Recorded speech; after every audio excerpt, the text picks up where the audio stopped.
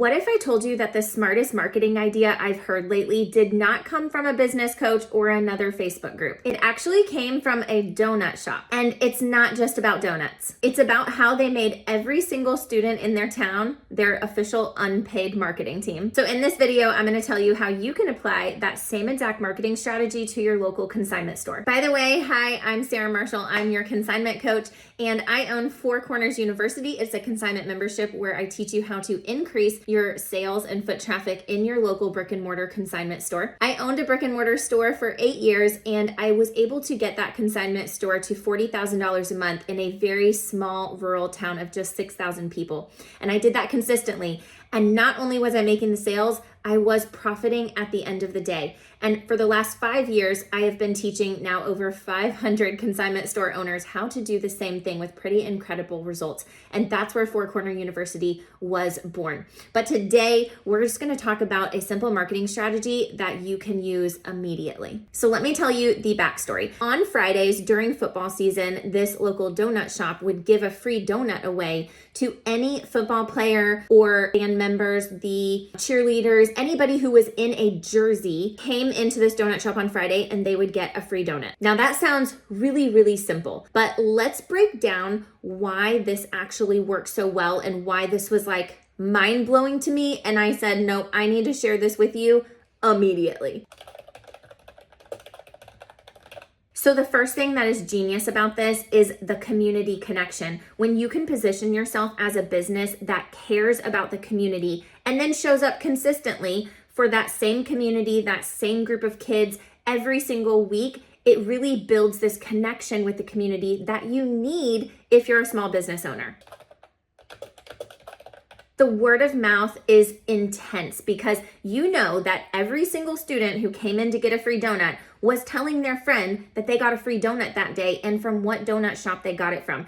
And that would probably create this FOMO in the students that didn't get the donut. And they're like, I want a free donut. Oh, I forgot to go get my free donut. How many free donuts were they talking about that day? The foot traffic is huge because in a small business, a local small business, you have to have people coming in your actual brick and mortar doors. And so they had to walk in the store to get the free donut. So this creates this foot traffic pattern and it gets people in the community used to coming in to your store. And the more that people we don't even think about the things that go into this, but psychologically, the more that we drive to the same space, we park in the parking lot, we open the door. It's every time we do that, it's getting our brain in the pattern of visiting that place. And when it becomes familiar, we like to stick with it. So even if there's a better donut in town, just because they've made more trips to your store means they're more comfortable with the drive, the parking, the checkout process, the menu, everything about your store they will become more comfortable with. And that is a lot. That says everything for repeat business, foot traffic business. Low cost is key here, and it could be low effort even, but one donut really doesn't cost a whole lot. And we're gonna go over some things that would be low effort or low cost for you as a consignment store, but that produce a high return. This is what you want because margins matter. Social proof is a thing. Not only do you get verbal social proof because other friends are talking about going to get the donut, so they're getting this verbal oh, my friend's doing it, kind of like peer pressure, even though we don't want to call it that. And we don't want a negative connotation in it, but it is social proof. It's proof that this is acceptable socially. But if we take it to a social media level, we all know that these young kiddos want a picture perfect moment. And I can't imagine how many social media pictures there would be today of these free donuts, right? All right, so that's enough talk about donuts. Even though I love them, I'd kind of like to know what your favorite donut is. You can tell me in the comments, but let's talk about how this is going to be effective in your consignment store, because you're probably like, well, Sarah, that's great for this donut shop, but I don't have donuts to give away. But you do have something, girl, and we're gonna talk about it. I'm specifically thinking about the consignment stores who have adult clothing. So if you're like a women's only consignment store, or maybe you're an everything type consignment store that carries women's, men's, children's, a little bit of everything.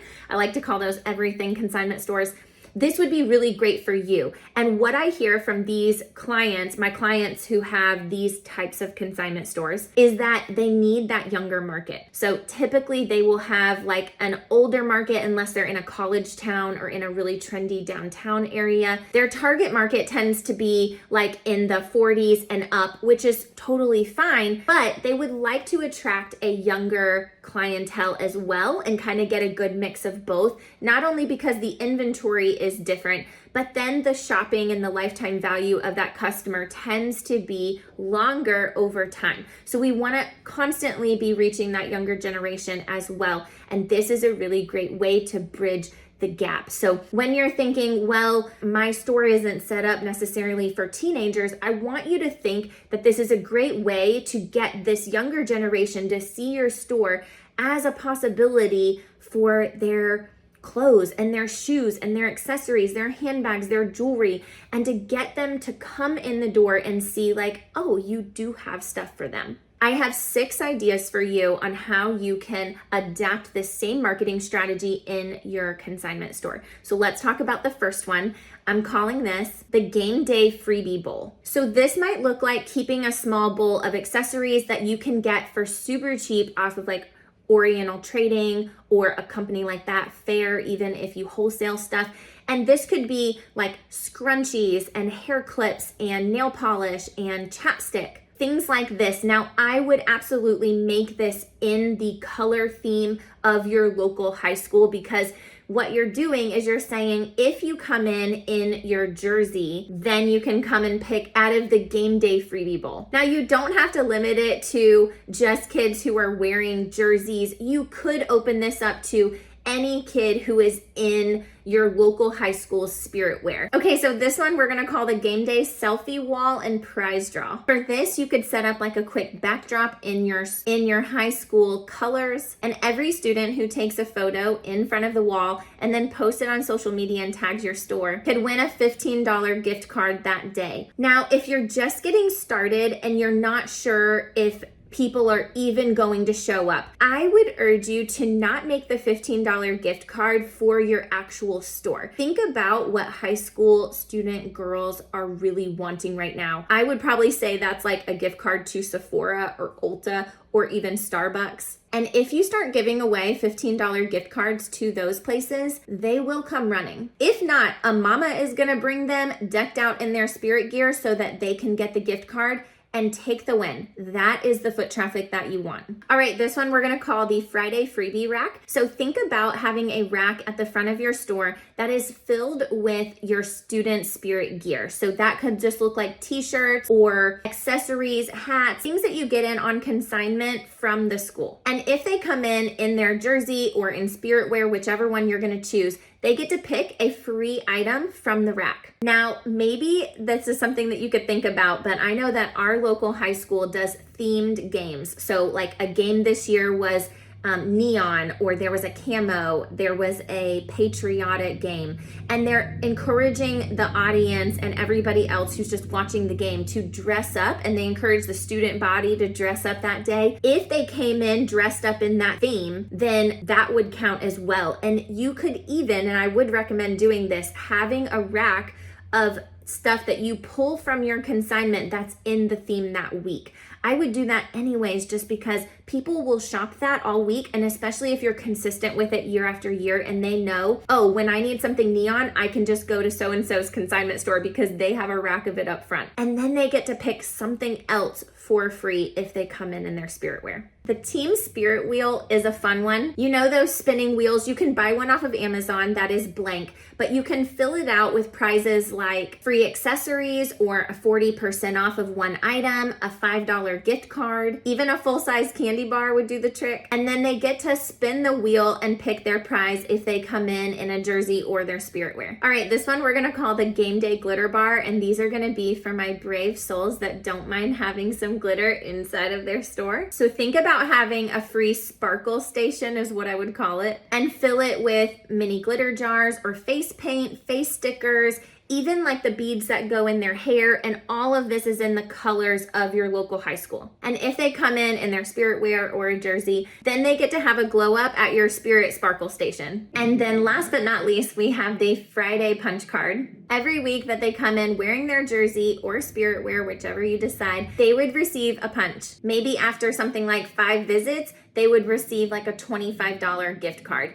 Again, you could make that gift card to your store, or you could make it something a little more desirable for that age range, like the suggestions that I gave in the other point. Now, every single one of these is going to create that community engagement that you want, word of mouth, the social proof and social sharing. Really, this is a foolproof way. If you do the right marketing behind it and you get the right people on board and you share. So even if you have 2 people show up, if you make it seem like those 2 people were 20 people coming into your store that day doing it, the word of mouth will catch on. Consistency is key. I tell this to my clients, once you start something new, trying it once or twice isn't enough. Get consistent with it and it will build over time. But all of this is going to turn these students into your unpaid marketing team. And you know what? These students are probably the best marketers that we have right now, because all of them are going to share on social media and they're probably going to do it better than we'll do it. So I'm for this. I hope that you have so much fun with your new marketing gimmick. Just get involved, get those high schoolers to come into your store